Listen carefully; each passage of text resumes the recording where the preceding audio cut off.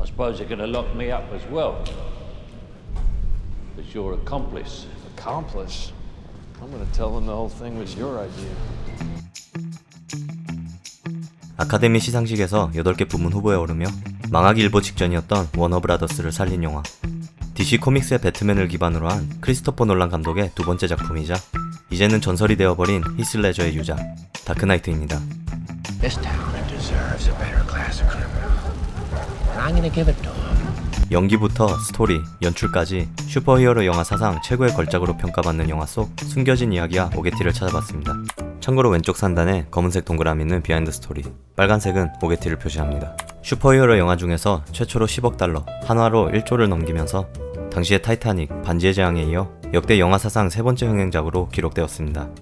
참고로 10년이 지난 현재까지도 DC 코믹스 기반 영화 중 흥행 수입 4위를 기록하고 있습니다. 제목에 배트맨이 들어가지 않은 최초의 배트맨 실사 영화입니다. 초반에 배트맨 로고 모양을 한 파란 불길이 퍼져나오면서 영화가 시작합니다. 특유의 연출을 통해 배트맨 로고가 형성되는 것은 3부작 내내 확인할 수 있는데요. 1편은 박쥐, 2편은 불, 3편은 얼음으로 각 작품의 주제를 함축해 연출한 것이라고 합니다. 워시우스키 자매가 연출을 맡은 스피드레이서가 제대로 망하면서 위기에 빠진 워너브라더스를 구해준 영화입니다. 보답으로 워너브라더스는 놀란에게 만들고 싶은 영화가 있으면 무조건 투자하겠다는 약속을 했고, 놀란은 10년 전부터 구상해온 스토리가 있다면서 끝내 제작된 영화. 보답하다 오히려 개이득, 조커가 처음으로 등장하는 장면. 왼손에 들고 있던 가면은 1966년에 배우 시저 로메로가 연기한 조커의 가면과 동일하다는 것을 알 수 있습니다. 그리고 배경에 자세히 보면 2007년에 개봉한 스파이더맨 3의 포스터를 확인할 수 있는데, 마치 예견이라도 한 듯 다크나이트는 개봉과 동시에 스파이더맨 3의 기록을 깨고 역대 최고의 오프닝 수입을 올렸습니다.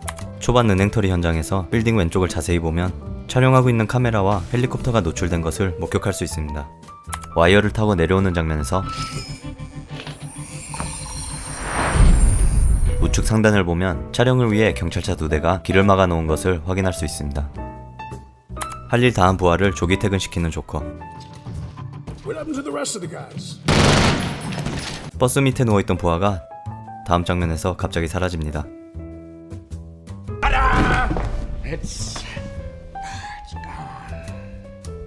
놀란감도 특유의 극단적인 사실성 추구를 위해 이 장면에서 CG 없이 실제 건물을 터뜨렸고, 때문에 단 한 번의 기회밖에 없었다고 합니다. 폭파장치가 작동하지 않아 계속 누르는 장면은 히스 레저 애드립이라는 소문도 있었지만, 사실은 놀란 감독의 치밀한 연출적 계산과 10번 이상 반복된 리허설 하에 촬영된 장면이라고 합니다. 하지만 촬영 전날 병원 세트장에 있던 창문을 1층만 남기고 전부 도난당하는 어이없는 일이 발생하면서 결국 어쩔 수 없이 일부는 CG 처리를 했다고 합니다. 병원을 통째로 날려버리고 버스를 타는 장면에서 카메라맨 노출과 맨 뒤에 스텝으로 보이는 한 사람이 운전기사에게 신호를 주고 바로 숨는 것을 확인할 수 있습니다. 영화에서는 삭제되었지만 병원 폭파씬에 추가 장면이 있었습니다. 무너지는 병원을 뒤돌아보지도 않고 정면만 응시하는 조커의 모습을 담기 위해 촬영을 했다고 하는데요. And you see him never look back, never look at the building that's collapsing.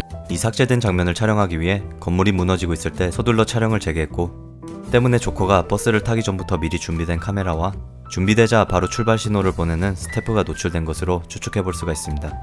배트맨의 걸걸한 목소리는 배우 크리스찬 베일이 직접 목소리를 바꿔가며 연기했던 전작과는 다르게 다크나이트에서는 목소리 변조를 편집 과정에서 처리했다고 하는데요. 때문에 은행 장면에서 실수로 고든의 목소리까지 변조된 것을 들을 수 있습니다. We found the bulk of the dirty cash. Time to move in. I'd have to hit all banks simultaneously. SWAT teams, backup. 고든이 들고 있던 조커의 사진 밑에 날짜를 보면 2008년 7월 18일인데 다크나이트가 개봉한 날짜가 동일합니다. TV 속의 라오의 화면은 크로마키를 활용해 따로 편집해서 붙인 건데요. 조커가 마술쇼를 펼치는 장면에서 How about a magic trick? TV 밑을 자세히 보면 책상에 반사된 그린스크린이 보입니다.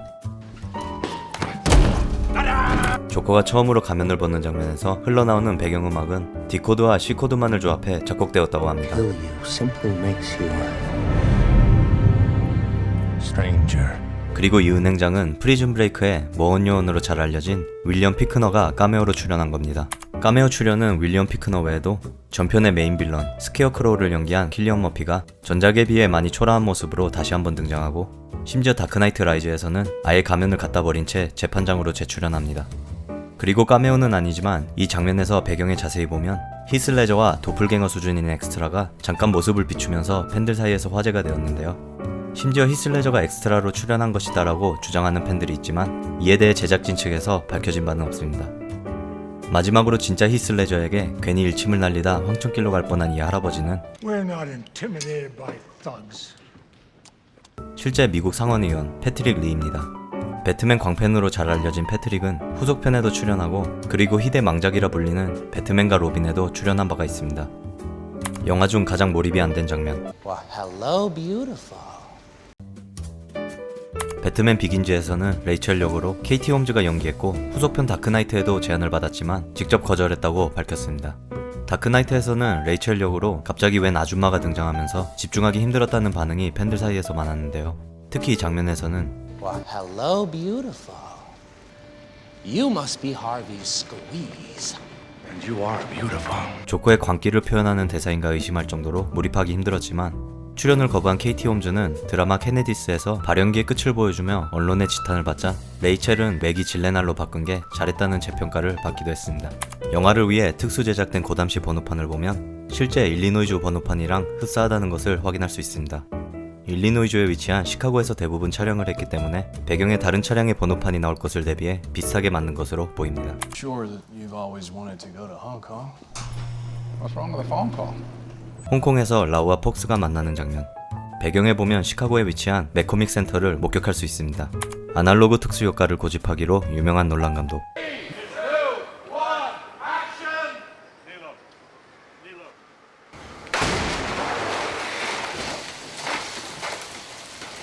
그 중에서 트럭 전복 장면은 CG가 아닌 실제 12m에 달하는 대형 트럭을 뒤집어 연출된 장면이라고 합니다. 트럭 하부에 설치된 피스톤이 땅을 치면서 트럭이 뒤집어지는 방식으로 연출된 것인데요. 이 장면을 위해 6주간 걸쳐 치밀한 설계와 계산을 거듭한 후 공터에서 실제 테스트를 거쳐 완성한 장면이라고 합니다. 하지만 가장 충격적인 사실은 트럭이 뒤집어지는 동안 스턴트맨이 트럭 안에서 운전을 하고 있었다는 겁니다. 조커가 바주카포를 갈기는 중